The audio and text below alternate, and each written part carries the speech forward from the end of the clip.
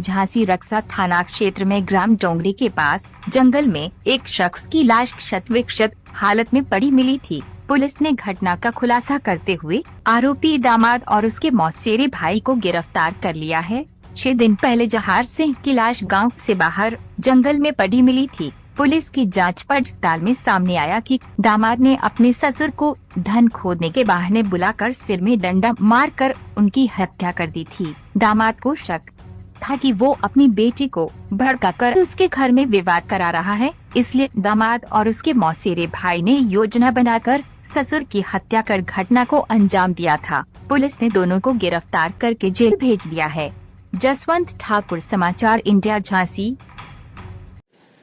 रक्षा थाना क्षेत्र में 3 तारीख को एक डेड बॉडी बरामद हुई थी जिसका सिर पूरी तरीके से कुचला हुआ था।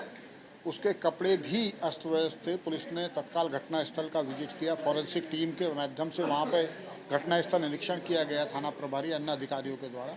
उसमें 3 शराब के पाउच बरामद हुए। उन शराब के पाउचों के आधार पर संबंधित जो दुकान थी वहाँ पहुँचा गया। अन्य एविडेंस कलेक्शन किए गए तो मृतक की पहचान शिवपुरी के गधेड़ के रूप में हुई।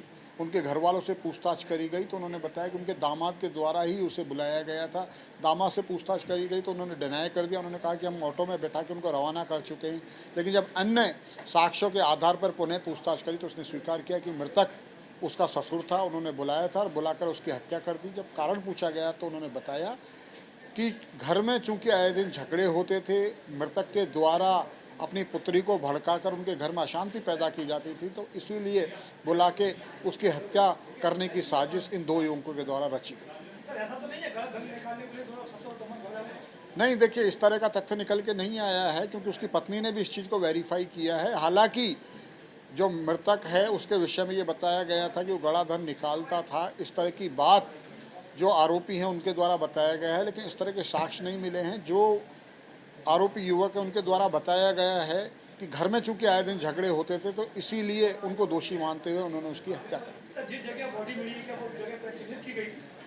जी हाँ, वो जगह पहले जो आरोपी युवक 2 हैं उसमें से एक युवक का खेत वहाँ नज़दीकी है तो उस खेत पे बुलाया गया और बताया गया कि हम लोग धन खोदेंगे। इसी घटनाक्रम में डंडा मारकर उसकी हत्या कर दी।